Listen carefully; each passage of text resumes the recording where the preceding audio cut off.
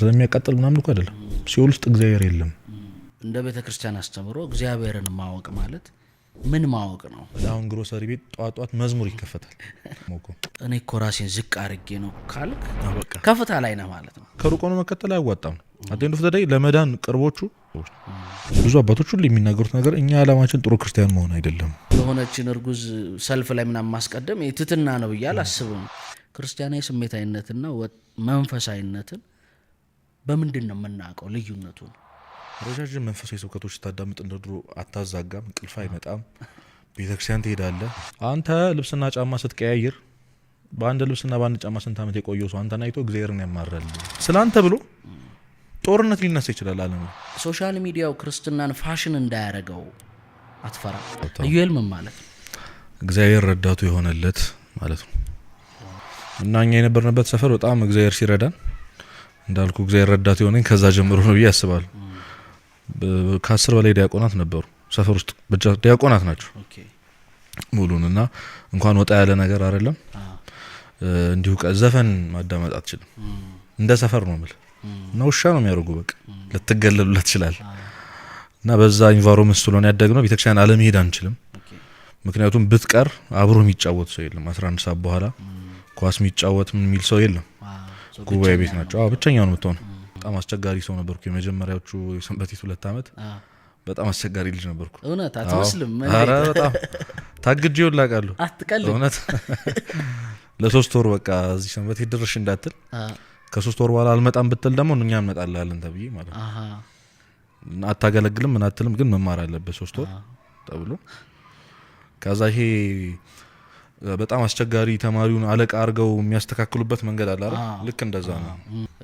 የእግዚአብሔርን ቤት የተጠጉ ወጣቶች በጣም የመዳፈር እግዚአብሔርን ምንድነው የቄስ ልጅ ምንድነው እግዚአብሔር አጎቱ ይመስለዋል እንደሚባለው አይነት እንደሚዳፈሩ ሰዎች ተደርጎ ደግሞ የሚቆጠሩም አሉ። እና ትንሽ ተምረህ ዞሮ ዞሮ ተመልሰህ እንትኑን መናገር አይቀርም እስከመባል ይደርሳሉና ማወቅ እግዚአብሔርን ማወቅ ለአንተ ምን ማወቅ ነው? ያው መጀመሪያ እንደዚህ ለሚሉ ሰዎች መናገር ፈልጎ ነገር እሺ፣ ቅዱስ ዮሐንስ አፈወርቅ ቤተክርስቲያን ሐኪም ቤት ናት ፍርድ ቤት አይደለችም ይላል። እና ታመ ወይ ደግሞ ሁለት የታመሙ ሰዎች አንዱ ሐኪም ቤት ውስጥ የሚኖር ሰው ነው፣ አንዱ ከሐኪም ቤት ውጪ ሆኖ የሚኖር ሰው ነው። እና እንዴት እንደዚህ አይነት በሽታ ይዤ የሚተላለፍ በሽታ ይዤ ሐኪም ቤት የተባለ የተባረከ እና በጣም የተመሰገነ ቦታ ላይ ይገኛለሁ ለማለት ነው። እና በሽተኛው ሐኪም ቤት ምን ትሰራለህ ብሎ መጠየቅ በጣም ሞኝነት ነው። ሐዋርያት ክርስቶስ ሲሰቀል የተከተሉት 2 ሐዋርያት ናቸው። አንዱ ግን ከሩቅ ነው የተከተለው፣ ቅዱስ ጴጥሮስ ከካዱ በኋላ በጣም ከሩቅ አልጠቀመውም። እሱ መስቀሉ ስር ሆኖ ሲከተሉ የነበረው ግን ቅዱስ ዮሐንስ ነው። እና ከሩቅ ሆኖ መከተል አያዋጣም። አቴንዶ ፍተዳይ ለመዳን ቅርቦቹ ቤተክርስቲያን ውስጥ ያለን ሰዎች ነው። ቢያንስ ወይውን ታውቀዋለህ፣ አያጨልምብህም። እንደው ምንም ብትዳፈር ምን ብትል የሆነ ቀን ልብህን የሚሰብር ቃል ለመስማት አንተ እድለኛ ነህ ከዛኛው ሰው ይልቅ። የሆነ ቀን ለመሰበር ጥሩ እድል ያለህ አንተ ነው። ውስጥ መሆን ይጠቅማል። እና እንደዛ ነው። በጣም ሰንበቴት በተለይ የሚታቸው በዛ እና በአንዳንድ ምግባራቸው ልክ ባልሆኑ ወይም ደግሞ ቤተክርስቲያን ውስጥ አድገው ውጪ ላይ ግን የሚታዩ ወይ ትምህርት ቤት ላይ ስራ ቦታ ላይ የሚታዩ ሰዎች ያቺን ሰንበቴት ቤተክርስቲያን በሚያሰድቡ ሰዎች ልክ ስለሆነ የምትለካው እንዴት አድርገን ፕሩቭ እንደምናደርገው ሰው ገብቶ ካላየው ቤተክርስቲያን ጣም ታውቀዋል። ገብተህ ካላየው ካልቀመስከው ልትገባ አትችልም። በቃ በጣም የሆነ ሚስጥራዊ የሆነ ስሜት ነው። እና ገብተህ ካላየው እና አንድ ክርስቶስ አንድን ውርስ ያድነው ከፈወሰው በኋላ ምን ይታያል ሲሉ ሸንበቁ ይታየኛል አሉ ሲወዘወዝ። ጌታ ኮንፊቱ ያለው ከዛ ድጋሚ ዳበሰው። አሁን ሲለው አሁን አንተ ነው። እና መጀመሪያ ቤተክርስቲያን ስትመጣ መጀመሪያ የሚታዩ እኛ ሸንበቆቹ ነን፣ ተሰባሪዎቹ፣ ዲያቆናቱ፣ ካህናቱ፣ አገልጋዮቹ። በዛ ልክ የምትመዝናት ከሆነ ሁለተኛ ጊዜ ክርስቶስ አይንህን እስኪዳብስ ካልጠበቅ በዛው ነው የምትጠፋው። እና አንድ የሁለተኛ እስክትዳበስ ነው ከአገልጋዮቹ ጀርባ ያለውን ክርስቶስ መንፈስ ቅዱስን ማየት እስክትጀምር ነው እንጂ በጣም ውብ ናት። በቃ በተለይ ሰንበቴት በጣም ውብ ናት። ያንን ነው። እና እግዚአብሔርን ማወቅ እንዳልከኝ ነው ለአንተ። አሁን ብዙ ሰው እግዚአብሔርን ቴዎሎጂ ገብቶ ያውቀዋል፣ በህይወቱ ገብቶ ያውቀዋል፣ መጽሐፍ ቅዱስ ያነባል ብዙ ሰው ብዬ አስባለሁኝ። አሁን ደግሞ የመጣ ብዙ አዳዲስ ነገሮች አሉ። ሰዎች ለሃይማኖታቸው በአንድም በሌላም ቀናይነታቸውን ለማሳየት ይሞክራሉ። ግን እንደ ቤተ ክርስቲያን አስተምሮ እግዚአብሔርን ማወቅ ማለት ምን ማወቅ ነው? ምን ስታቅ ነው ይሄ ሰው እግዚአብሔርን በእርግጥም አውቋል የሚባለው? ምን ሲያውቅ ነው? ቴዎሎጂ እና ቴዎሲስ ነው። ስለ እግዚአብሔር ማወቅና እግዚአብሔርን ማወቅ በጣም ዲፈረንስ ያላቸው ነገሮች ናቸው። እንደኔ ኤክስፔሪንስ ስላወራ ቤተክርስቲያን በጣም ጥልቅ የሆነ አስተምሮ አላት በዚህ ጉዳይ። ግን ቅድም እንዳልኩ እኛ ምን ስለው እግዚአብሔር ነበር በቃ ሰንበቴት ውስጥ ወይም ደግሞ ቤተክርስቲያን አገልጋይ ሆነ ስኖር ዝም ብለህ የምታገለግለው የምትገዛለት የሆነ ንጉስ something ከዛ ካጠፋ የሚቀጣ ቶሎ እንዳይቀጣ ደግሞ ቶሎ ንስሐ መግባት አለብህ አይነት ህይወት የምትኖረው ማለትና የምር ወዶ ስላዛሰንከው ይሄ ስላዘነብህ ብለህ ይቅርታ የምትጠይቀው ሳይሆን ፈርተህ የቤተክርስቲያን አገልግሎት ላይ የሆነ ኃጢአት የሆነ ተሸክመህ ማገልገል በጣም ከባድ ያስፈራል። የሆነ ቦታ ላይ ፐርፎርማንስ ታቀርብ ስትል ፐርፎርም ታረግ ስትል ይከብዳል። ምክንያቱም እግዚአብሔር ካንተ ጋር አይደለም። ዛሬ የሆነ ስቶሪ ያረኩት ነገር ነበርና በቃ ኃጢአት ለሊታችን ነው የእግዚአብሔር አልነበረም።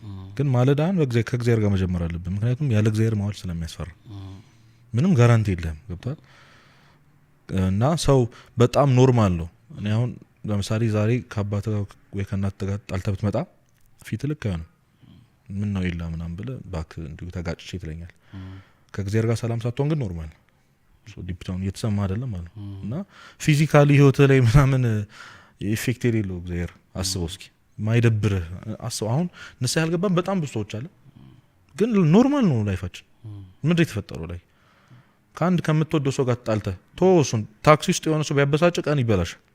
በዚህ ልክ ሴንሲቲቭ የሆንክ ሰው ከእግዚአብሔር ጋር ሳትሆን መኖር ግን ላይክ ምንም ኢምፓክት የለውም ህይወት ላይ። ሊያሳስበህ ነው የሚገባው። በጣም ኖርማል መሆን በጣም ያ ማለት እግዚአብሔርን አለማወቅ ማለት ነው። እና እንዳልኩ የሆነ ሰማይ ላይ ሩቅ የተቀመጠ ምናምን አምላክ አይደለም። አሁን አዲስ ኪዳን ነው። የምሩን እንዳባት ቀርቦ አንተን ሆኖ የሚረዳ በእያንዳንዱ ህይወት ዲሲሽን ውስጥ ኢንቮልቭ የሚያደርግ ክርስቶስ ነው። በነገራችን አሁን ይሄ መክሊትን ማግኘት ጸጋን ማግኘት ናን ይባላል። እንደውም ከሱ ይልቅ ከፐርፐዝ ይልቅ ዋናው ትልቁ ፐርፐዛችን የህይወታችን ጥሪ ቅድስና ነው። ቅዱስ ማለት ነው ልዩ ማለት ነው፣ የተለየ ማለት። ስለዚህ አንተ እግዚአብሔርን በህይወት ኤክስፒሪየንስ የምታደርግበት የሆነ የተለየ መንገድ አለ። እሱን ፈልገ ማግኘት ያንተ ድርሻ ነው፣ ኤክስፒሪየንስ የምታደርግበት። ሶ ዴስቲኔሽናችን ክርስቶስ ነው። በቀላል ምሳሌ ልስጥ። የሆነ ቦታ መሄድ አለብን፣ ግን በተመሳሳይ መንገድ አይደለም ግዴታ መሄድ ያለብን። ያ ዴስቲኔሽን ክርስቶስ ነው።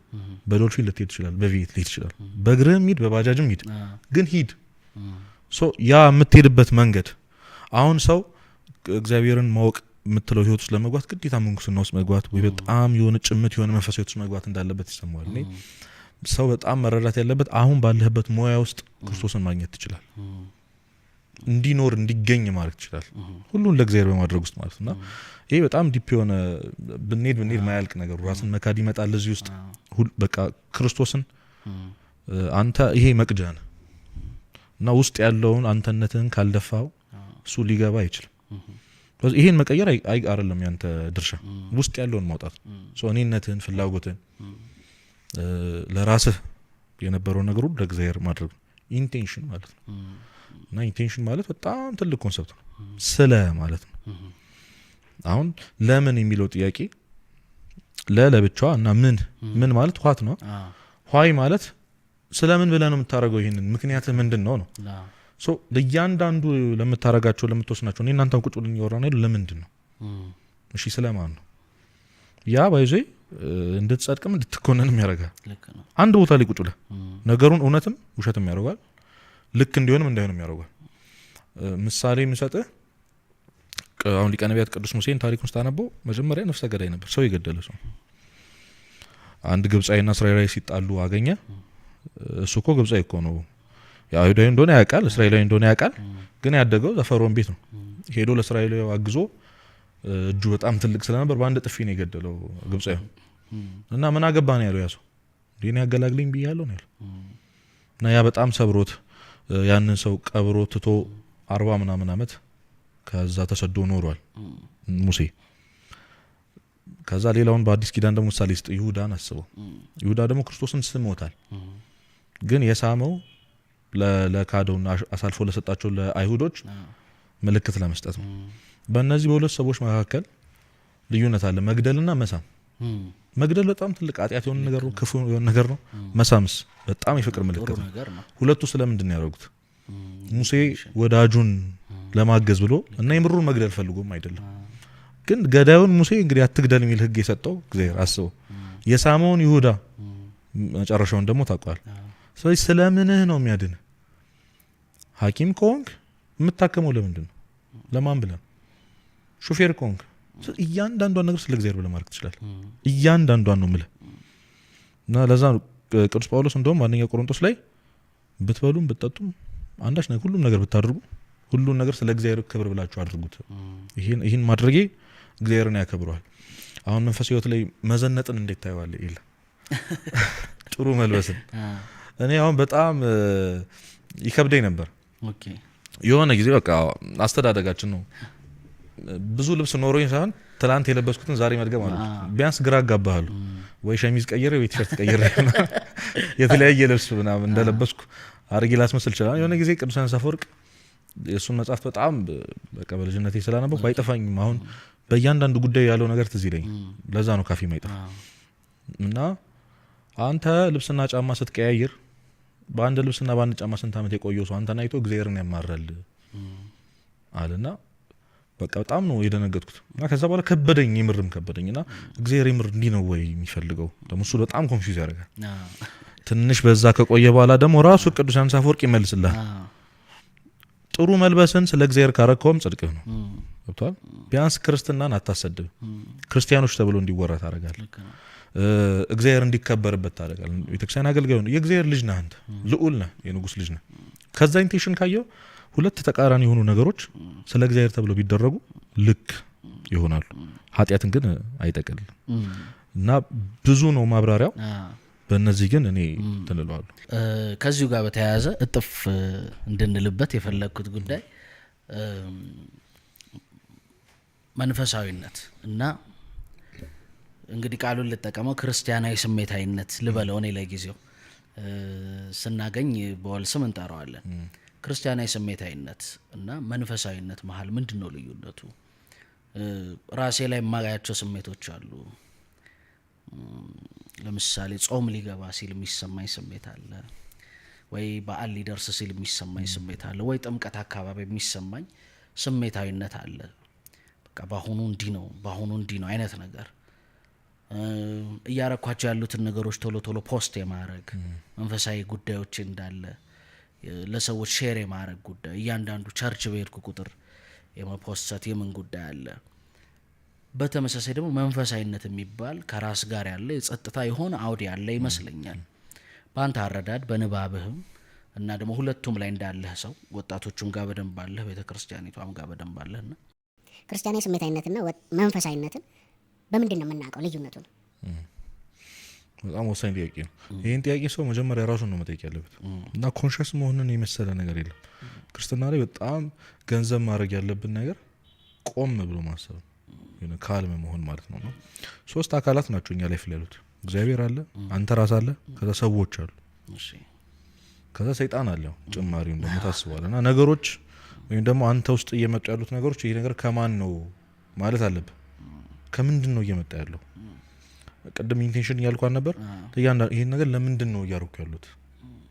ምንም ነገር ከማድረግ በፊት በእያንዳንዱ ቅድም እንዳልኩ በቃ ክርስቶስ ኢንቮልቭ ስለሚያደርግ እያንዳንዱ ዲሲሽን ውስጥ ከክርስቶስ የመጣ ሀሳብ ነው ወይ? ይሄ መንፈስ ቅዱስ ነው ወይ? እና ሰይጣን በጣም ትሪኪ የሆነ ፍጥረት፣ በጣም አደገኛ በቃ 7000 ምናምን ዓመት ልምድ ያለው ነው። አንተን መሸወድ አያቅተውም። እና እንደዚህ አይነት ጉዳዮች እንዴት ነው የሚታለፉት ካልከኝ እኔ እንደውም ከመንፈሳዊ ተግባራት ይልቅ እውቀታዊ ጉዳይ ላይ በጣም ጥሩ ናቸው። አሁን የአቡነ ሺኖዳ መጽሐፍትን እንዲሁ በቃ ቤተክርስቲያን መጽሐፍትን የሚያነብሰው እውቀት መንፈሳዊ ህይወት ላይ በተለይ የተጻፉ ደግሞ መጽሐፍትን በደንብ የሚያነብሰው ክሊክ ያደርግለታል ከራሱ ጋር የሚያጋጨውን ሀሳብ እና ዝም ብሎ የሚነዳው ሰው ለምሳሌ አሁን ጸሎት ምን እንደሆነ ላይረዳ ይችላል። ላይክ ጸሎት የሆነ ነገር ማንበብ ነው፣ ሰምቲንግ ከእግዚአብሔር ጋር መገናኘት ነው። በየቀኑ እያረከው ነው ማለት መንፈሳዊ ነው ማለት ነው? ጥያቄ ነው። ጾም አለመብላት የማይበላ በጣም ብዙ አለ እና እንደውም አባቶች ጸሎት ምናምን ካልከኝ ለመቆም ሰይጣንም ይቆማል፣ አይቀመጥም፣ አያርፍም። ጾምም እንዳትል በልቶ አያውቅም። ስግደት ምናምን እንዳትል እሱ እንግዲህ አይደክመው። ብቸኛው ሰይጣን የሌለው ነገር ትህትና ነው። ትህትና ደግሞ ምንድነው? ራስን ማወቅ። ወደ በኋላ በደንብ አድርገን ልናየው ስለምንችል በደንብ ሜንሽን አላደርኩም። እና የመንፈሳዊነትና ይሄ ኢሞሽናል የመሆንን ነገር መለየት አለብህ። በጣም የሚጠላ ነገር አይደለም፣ ግን በጣም ዲፔንድ መሆን የለብህም ነው እንደዚህ አይነት ጉዳይ ላይ። ምን አድርጎ ነው የሚጠቅም መሰለህ? አሁን አቡነ ሽኖዳ ሲናገሩ አንዳንድ ጊዜ ሴጣን አጋንንትን እንዲተዉ ያዛቸዋል እንድትጸልይ። ለምሳሌ ድሮ በጣም እንቅልፍ ያስቸግር ነበር፣ የሆነ ጊዜ ላይ በጣም ጎብዛል እንዲተው ያደርጋል። ይተዋል ሴጣን በጣም ይሄንን ሜትዱ በጣም የሚገርም ነው። ይተውሃል በቃ እና እንደ ድሮ አይጫጫንህም። ተነሰ ጸሎት ታደርጋለህ፣ ሌሊት ልትነቃ ትችላለህ። ከዛ ረጃጅም መንፈሳዊ ስብከቶች ስታዳምጥ እንደ ድሮ አታዛጋም፣ እንቅልፍ አይመጣም። ቤተክርስቲያን ትሄዳለህ። ከዛስ መዝሙር ስትሰማ ታለቅሳለህ። እንባ እንደ እንባ ደግሞ የሚሸውር ነገር የለም እና ታለቅሳለህ፣ ልብህ ይነካል። የምር የእግዚአብሔር ቸርነቱ ትዝ ይልሃል። ጥሩ ነው፣ ግን ትቶ ነው አንዳንዴ ማወቅ ያለብህ ነገር እና ነገሮችም የሆነ ፊክስ ሲሆን ለምን ምናምን ማለት በጣም ጥሩ ነው። ለምን ከዚህ ጠረጴዛና ከዚህ ህንፃ ላይ መውደቅ የትኛው እንደሚጎዳ ታውቃለህ። ደሞር በጣም ከፍ ባልክ ቁጥር ሪስኩ እየጨመረ ነው የሚመጣው። ስለዚህ አንዴ ያሳይሃል። በጣም የምትመኘው መንፈሳዊ ህይወት በኢሞሽናሊቲ ውስጥ አድርጎ ያሳይሃል። ብዙ ገዳማት ልትሄድ አሁን አንዳንዴ አርቲስቶች ምናምን እንደዚህ ዘፋኞች አታስተውልም? በቃ ተቀየሩ ምናምን ሲባል የአብዛኛው ግን ዘለቄታዊ የሆነ ለውጥ አይደለም። ለምን መሰለህ? ሰምቲንግ ሀፕን አረገ ላይፋቸው ላይ ኦር ሰምቲንግ የአብዛኞቻችን ህይወት ነው ይሄ። አሁን ጀጅ እያደረኩኝ አይደለም፣ ግን ሰምቲንግ ሀፕን አረገ። ከዛ በቃ ወደ እግዚአብሔር እንደቀረብክ ይሰማሃል። ልብህ እንደተሰበረ፣ ዓለምን እንደጠላሃት ይሰማሃል። ግን ለተወሰነ ጊዜ ነው እና በጣም ከፍ ከፍ ከፍ ያደረገና ሴጣን ይጥልሃል። ስትሰበር ያ መንፈሳዊ እውቀት ያልኩህ ነገር ስለመሰበር ስለመውደቅ፣ አንዴ ጎበዝ ከሆኑ አንዴ እግዚአብሔርን ካገኙ በኋላ ማጣት የሚባል ነገር፣ መንፈሳዊ የሆኑ ሰዎች ድቀት ፈተና እንደማያገኛቸው ስለነበር አዌርነስ በጣም ትሰበራል። በጣም ትሰበራል። አስበው ስጋው ደግሞ ከተቀበል ከሳምንት በኋላ ድሮ በጣም ተጣለው የነበረውን ኃጢአት ድጋሚ ስትሰሩ ድጋሚ አትቀበል። ይከብዳል ማለት ሞክረው ያለው ሰው እንኳን መጥቶ ቢመክር ምንድን ነው የምትለው? ወይም ደግሞ ልብህ የሆነ ተስፋ ሊያደርግ ሲል ምንድን ነው የምትለው? አይቼዋለሁ፣ አድርጌው አውቃለሁ፣ ጥጉ ይሄ ነው ነበርኩ አልሆነም ነው የሚልህ እና ድጋሚ ፓዙን ርዝመቱን ያሳያል። ተራራውን ከተራራ ጫፍ ላይ ብትወድቅ ተስፋ እንኳን የሚሰማ ቀና ብለህ ታየዋል። ሀስሉ ትዝ ይላል፣ ፔኑ ትዝ ይላል፣ ሰፈሪንግ በጣም ትዝ ይላል። ያቺ ጫፍ ላይ ለመድረስ ያረካት ትግል እና ሌላ ከፍታ እንዳለ እንዲታይ አያደርግም። ጥጉ ስጋው ደግሞ መቀበል፣ ንስሐ መግባት፣ ከዚህ የሆነ ጊዜ ገዳም መዞር። ከዛ ሌላ በጣም ሼም የሚያስይዙ ምን ታውቃለህ? ለሰዎች ለእግዚአብሔርን ምን ያህል እንደቀረብከው እንድታሳይ በጣም ይገፋፋህና ከወደክ በኋላ በራሱ ያስራሃል። የሚምታቱብኝ ቃላት አሉ። ትትና፣ ራስን ዝቅ ማድረግ እና ራስን መካድ። እኔ ሶስቱም ስለሌለኝ በጣም ነው የሚከብደኝ። የምሬን ነው ማለት በጣም ይሄ አንዳንድ ጊዜ እንዴት መሰለህ ካሁን ስለ ክርስትናም ከጓደኞችም ጋር ስጨዋወት የሆነ ነገር በቃ ቶት ነው እንጂ ይሄ እንደ ኬሚስትሪ ላብ አይገባህም። ይሄ መሀሉ ምን እንደሆነ አንደርስታንድ አታረገው። ከባድ ነው ለኔ አሁን ራስን ዝቅ ማድረግ ስለ ከፍ አድርጌውም አልቻልኩትም። ዓለሙን እኮ ራሴን ሁሉ እንዲነኝ ብዬ ራሱ ውጊያው ገና ትልቅ ነው ምናምን ራሴን ማብጥልለት እንዴት አድርጎ እንደሚያንቀባረረኝ ምናምን አውቃለሁ። እና እኛ ስንኖር በተመሳሳይ ደግሞ ሰው ራሱን ማክበር አለበት የሚል ደግሞ ሌላ አንቲቴሲስ አለው። ደግሞ ለዚህኛው ምንድናቸው እነዚህ ነገሮች በአንተ ህይወት ትርጉም ውስጥ በንባብ ውስጥ ወይም ባያቸው ሰዎች ምሳሌ ልትነግረኝ ትችላለህ? መምህራኖችህንም ልትጠቅስልኝ ትችላለህ? ትትና ደጋግመው ራስን ዝቅ ማድረግ የሚባለው ነገር ደጋግመው ራስን መካድ የሚለው ነገር በተለይ መሀል ላይ አንድ እንዲያውም አሁንም ማልጠራው አንድ ትልቅ ሰው ምን አለ? ራስን ዝቅ ማድረግ የሚለው ቃል ራሱ ውስጡ ትዕቢት ነው ይላል። ለምንድን ነው? እኔ እኮ ራሴን ዝቅ አድርጌ ነው ካልክ ከየት ነው ዝቅ ያልከው? ቤዚክሊ ምንድን ነው ዝቅ የምትለው? ዝቅ እንዳልክ ካሰብክ ከፍታ ላይ ነህ ማለት ነው። ሶ ምንድን ነው ትህትና? ምንድን ነው ራስን ዝቅ ማድረግ? ምንድን ነውስ? ከባድ ቃል ነው። ራስን መካድ ምንድን ነው? ራስን ዝቅ ማድረግ ከትህትና ጋር ተደምሮ የሚጣፋ ነገር ነው። አሁን አጣፍተዋል ኦልሬዲ። ሁለት ቃል ነው ትህትናና ራስ መካድ። የሰው ትህትናው ራሱን ማወቁ ነው ይላል ማር ይስሐቅ። ራስን ካወቅ ሀምብል የማያደርግ ምን ነገር አለ? ሌላ ድክመትህን ታውቀዋል። ጨለማ ውስጥ ያደረግከውን እግዚአብሔር የሸፈነልህን ነገር ታውቀዋል። በምንድን ነው የምትኩራራው ታዲያ? የተሸፈነልህ ሰው ነህ። በጣም ቀላል ነገር እኮ ነው። በይዞ ማለት ካንተ የሆነ ነገር የለም። የሰጠህን እኮ ነው የምትሰጠው ለእግዚአብሔር። እና ሰው እኔ ምን ያህል በጣም የደከመ ፍጥረት እንደሆነ አሁን እግዚአብሔር እኔ ሰው እናቴ ሁሌ ሰው ተሰብሮ መማር የለበትም ትላለች። ተሰብረ ለምን ትማራለህ? እግዚአብሔር ለምንድን ነው ሁሉን የሰጠህ አምላክ እሱ እንደሆነ ነጥቆ እንዲያሳይ ለምን ታደርገዋለህ? በቃ ለምን ታደርገዋለህ? እውነት ያንተ አይደለም። ዝም ብለህ እስኪ በቃ አሁን የእናትህ ማህፀን ውስጥ መግባትህ እያንዳንዱ ውስጥ እግዚአብሔር እጅ አለበት። ከዛ በሰውን ያደግከው ገብቷል። ማንም አሁን ሊመስሉ ይችላል። አሁን ሰክሰስፉል የሆኑ ሰዎች ብቻውን ጎዳና ላይ የሆነ የመጸወተልሰዋል እግዚአብሔር ልቡን ያራራልሰዋል። ለምን እንወሻሻለን? ገብቷል።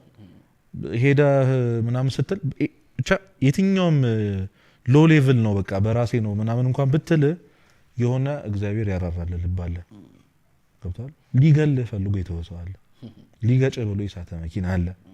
ከማንም ነህ በቃ ራስን ካወቀው ሰው ራሱን ካወቀ የሚታበይበት ምንም ምክንያት የለም። እና ቅድም እንዳልኩ የሆነ ዲሉዥን አላለም ነው የሚሰጥ ሰይጣን። በቃ ይሸውዳል። ጥሩ ሰው እንደሆንክ የጥፋተኝነት ስሜት እንዳይሰማ ያደርጋል። ቃል እግዚአብሔር ማትሰማው ለዛ ነው። ብዙ ቦታ ብየዋለሁ። አሁን አባ ገብረ ኪዳን ሲመጡ ቶሎ ላጥ የምታደርገው የሆነ ስብከት ሲመጣ ላፍ የምታደርገው ለምን ይመስላል? መጨረስ የሚከብድ ስንት ዘፈኖች ሚሊየንስ ቪው ኖሯቸው የማይተኩ ቃለ እግዚአብሔር ስብከቶችን ገብተህ ብታያቸው ያላቸውን ቪዎች ታውቃቸዋል። ለምን ይመስላል? አብዛኛው ቤተክርስቲያኑ ተከታይ ነው ያንን ዘፈን ሚሊየንስ የሚያዳመጠው፣ ይሄንን በዚህ ልክ ያላዳመጠው። ቃለ እግዚአብሔር ብርሃን ነው፣ መስታወት ነው፣ ከዛ ሰይፍ ነው። አንተ ጨለማ ውስጥ ነው ያለው፣ ግን የሆነ ዲሉዥናል የሆነ ብርሃን ውስጥ እየመገበህ ነው። ገብቷል። እጅህን ይዞ እየመራህ አንተ እየሄድክ እየመሰለህ ያለ ጨለማ ውስጥ።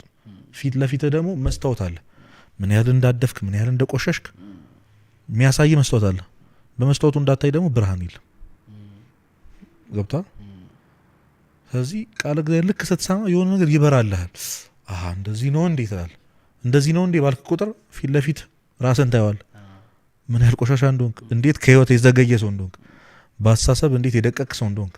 እውነት ሰዎች ሰክሰስፉል ነው ስኬታማ ነው ምናምን ብለው የሚያስቡትን መኪና፣ ቤት፣ ሰምቲንግ ፌም ኦር ኩል ምናምን ስለሆንክ ሰዎች ምናምን ያሉ ነገር ሁሉ ውሸት እንደሆነ በጣም እኮ ከባድ እውነት እኮ ነው። ስብር የሚያደርግ ማለት ይሄ የሆነ አለ አይደል? በጣም የሆነ ቀልድ ቀልደ በጣም ብዙ ሰዎች ስቀውልህ የሆነ ቀን ማታ ባይዞ ስቀውልህ እኮ አይደለም ከሄድክ በኋላ እንዲሆነው እያወሩ ነበረ ምናምን ብሎ ጓደኛ ሲነግርህ የሚሰማ ስሜ ማለት ከዛ ከጠዋት ጀምሮ እስከ ማታ እውነቷን እስክትሰማው ድረስ የነበረ ደስታ እንዴት ሞኝ እንደሆንክ ማለት እኔ ጅል ነኝ እያልክ በጣም አይከብድም? ምንድነው እንዲህ ደህና ነገር መስሎኝ ለካ ይሄ ነው ቃል እግዚአብሔር እንድታውቀው የሚያደርግህ እውነት ይሄ ነው። ራስን ያሳያል። ትደነግጣለህ። ሰይፍ ነው ማለት ነው። ይወጋል፣ ልብን ይወጋልና ያቺ ፔን ስለማይፈልግ ነው ሰው ባይዞ ያልኩ ቃል እግዚአብሔር መስማት አይፈልግም። ራሱን ያሳየዋል። ልክ እንዳልሆነ እንዲሰማው ያደርገዋል። ከእግዚአብሔር የራቀው ርቀት ምን ያህል እንደሆነ ያሳየዋል። እና ዞር ብሎ ሲያዩ በጣም ሩቅ ነው። በጣም ኮስት ሊያደርገው ነው መመለስ። ያለው አማራጭ ምንድነው? ጆሮ ዳር መሄድ ነው በቃ። ያቺን ስለማይፈልጋት የመመለሱን ፔን ልክ እንዳልሆነ የተሰማው ፔን እንዲሰማው ስለማይፈልግ ሰው ብቻ ኢግኖር አድርጎ የእግዚአብሔርን ቃል ኢግኖር አድርጎ ነው የሚቀጥለው። እና እሱን መስማት ከጀመርክ ትሁት ትሆናለህ። ስንክሳር ማንበብ እኮ ቀላል ነው ምን አይነት ሰው እንደሆንክ ለማወቅ። በየቀኑ የሚታሰቡትን ቅዱሳን ያቸው ስንት ዓመት ቆሞ እንደሚጸልዩ ምናምን በሰው አንተ ባለህ አቅም እግዚአብሔር ምን ያህል ማስደሰት እንደሚቻል ለእግዚአብሔር ምን ያህል መኖር እንደሚቻል የኖሩ ቅዱሳን አሉ። እነሱን ብታይ ትጠላዋለህ ራስን። እና በቃ ትህትና ቃሉ ራስን ማወቅ ነው። ራስን ዝቅ ማድረግ ቅድም እንዳልኩት ትዕቢት ነው ምንም እና ከአንደበት ይመስላችኋል ትሁት መሆን ምናምን። ሪማይንድ ማድረግ ጥሩ ነው ለሰዎች እንደዚህ አይነት ሰው እንዳልሆንክ። እኔ አሁን ቅድም እያልኩ ነበር እኔ አሁን የማወራውን ሰው አይነት ሰው አይደለሁም። ስታይ መንፈሳዊ አልሆንኩም ገና እኔም ትግል ያለው ሰው እንደዚህ ማለቴ ለሰው እንዳይሳሳት ሪማይንድ ማድረግ ሊሆን ይችላል። ራስን ዝቅ ማድረግ አለ እና ራሱን ቅድም እንዳልኩ ትሁት የሆነ ሰው ፕሩቭ ማድረግ አይጠበቅበትም ሆኖት ስለሚኖር ማለት ነው።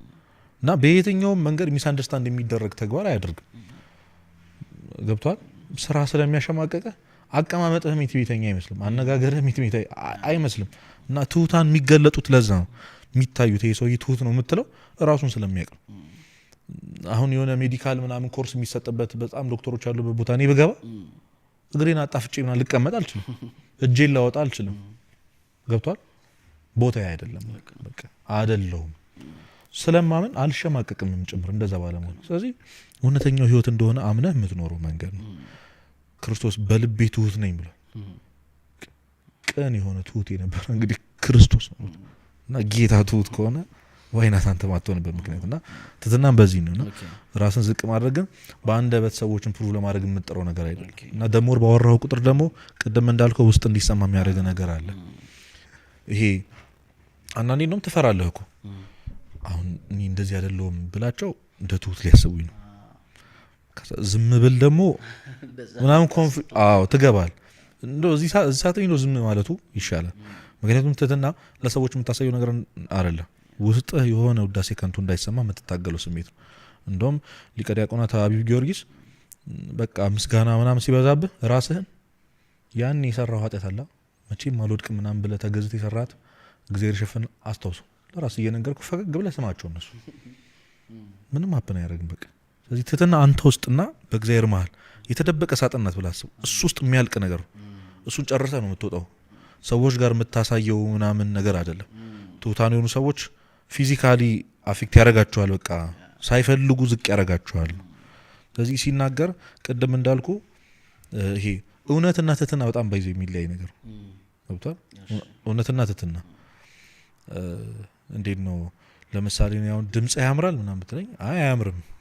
አዎ እውነት ነው። ይሄ ትህትና አይደለም። በቃ ያልሆን ከሆነ አይደለም ማለት ትህትና አይደለም፣ እውነት ነው። በቃ እየተናገርክ ነው። ምንም የሚዋሸው ነገር የለም። እና የሆነ የሚመሰገን ምናምን ነገር አይደለም። እኔ እንደዚህ አይነት ሰው አይደለሁም።